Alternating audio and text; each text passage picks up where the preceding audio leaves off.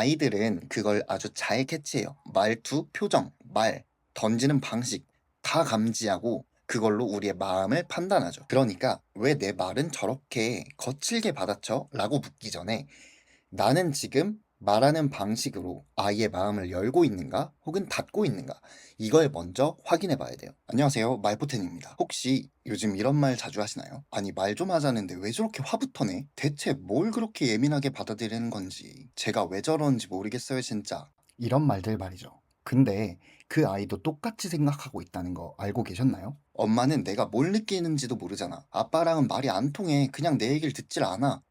이런 말들 말이죠. 오늘은 우리가 흔히 말하는 사춘기, 정말 왜 그렇게 대화가 안 되는지, 그리고 진짜 중요한 걸 우리가 놓치고 있는 건 뭔지 같이 얘기해 봅시다. 시청 전 좋아요와 구독하기 부탁드리겠습니다. 제가 먼저 세 가지 사례를 들려드릴게요.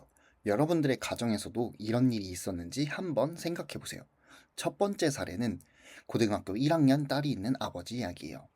아침밥을 먹다가 무심히 요즘 시험 공부는 좀 하니? 라고 물어봤대요. 근데 딸이 갑자기 젓가락을 탁 내려놓더니 그딴 건 신경 꺼 라고 말하고 벌떡 일어나서 방문을 쾅 닫고 들어갔대요. 아버지는 너무 어이가 없어서 바로 따라갔죠. 누구한테 그딴 말버릇이야? 하면서 화를 냈어요. 근데 딸이 하루 종일 문을 잠그고 안 나와요. 그날 하루 종일 집안 분위기가 얼음장이었대요. 사실 아빠는 싸우자는 게 아니었어요. 그냥 아이의 상태가 궁금해서 평소처럼 그냥 툭 던진 말이었는데 왜 저렇게까지 반응했을까요? 그리고 두 번째 사례는 중학교 2학년 아들이 하루 종일 게임만 하니까 엄마가 공부는 안 하고 하루 종일 게임만 하냐? 그만 좀 해! 라고 말을 했대요. 그러자 아들이 대뜸 막 소리를 지르기 시작했어요. 잔소리 좀 그만해. 진짜 스트레스 받으니까. 엄마는 순간 벙쪘고 감정이 올라와서 그 자리에서 눈물이 뚝 떨어졌대요. 그리고 엄마는 이렇게 말했어요.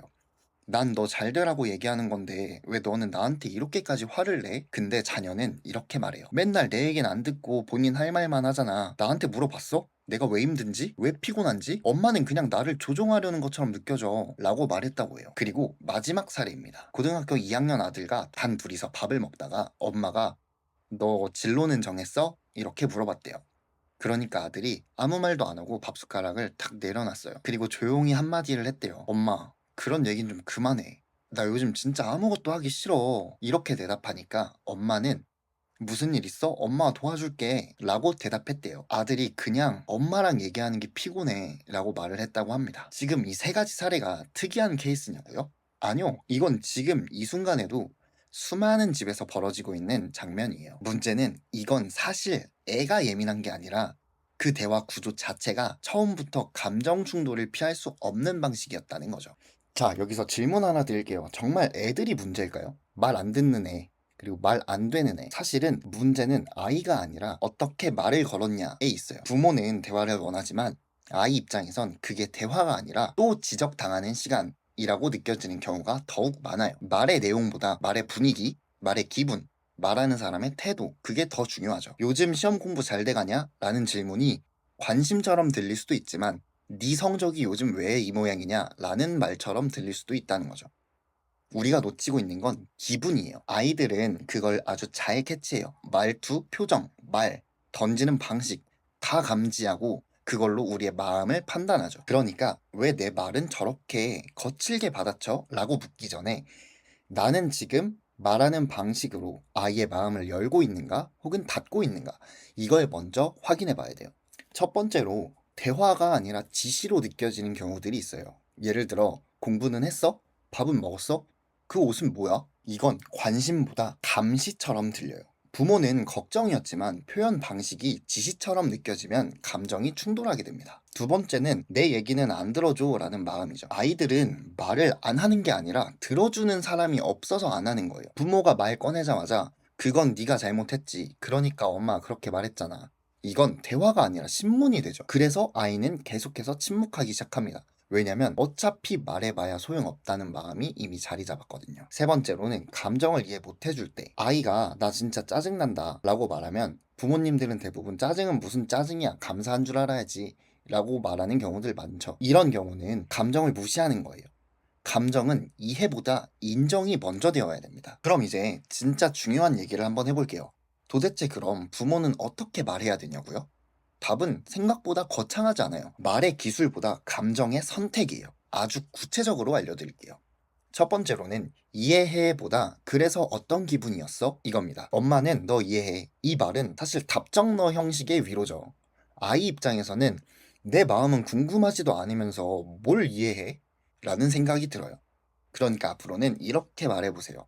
그때 어떤 기분이었어? 이 질문 하나는 감정을 꺼낼 수 있게 도와주는 질문입니다. 두 번째는 왜 그랬어 대신에 그때 너는 어떻게 느꼈니? 이겁니다. 왜 그랬어는 사실 비난처럼 들려요. 아이는 방어부터 하게 되죠. 대신 앞으로는 이렇게 말해보세요. 그때 넌 어떻게 느꼈어?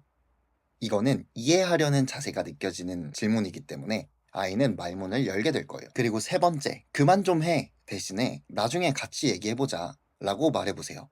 감정이 올라왔을 때 그만해 라고 하면 아이는 이걸 단절이구나 라고 생각을 하게 돼요. 이럴 땐 지금 서로 감정이 올라왔으니까 나중에 진정되면 얘기하자, 이렇게 대화를 중단시키는 게 아니라 잠시 뒤로 보류시키는 방식으로 대화를 진행해 보세요. 사실 이런 말들이 드라마틱하게 아이를 바꾸진 않아요. 하지만 한 번, 두 번, 세 번 이렇게 점점 쌓이면 아이의 머릿속엔 이렇게 남게 됩니다. 우리 부모님은 나를 조종하려는 게 아니라 내 감정을 알고 싶어 하시는 거구나. 이 신뢰가 생기는 순간부터 대화는 시도가 아니라 흐름이 됩니다. 사춘기는 아이들만의 변화가 아니라 부모가 어떤 말을 선택하느냐에 따라서 완전히 다른 관계가 시작되는 시기예요. 말 한마디가 넌 날 이해 못해 라는 벽을 더 높일 수도 있고, 그래도 내 편은 있구나 라는 믿음을 줄 수도 있는 거죠. 혹시 오늘도 자녀랑 말이 잘 안 통했나요? 그럼 이렇게 한번 해보세요. 괜찮아, 말 안 해도 돼. 네가 힘든 거 알아. 근데 난 너가 정말 괜찮은지 그게 제일 궁금해. 이 말 하나가 닫힌 문을 열 수도 있어요. 말포텐이었습니다. 우린 다음 이야기에서 또 만나요.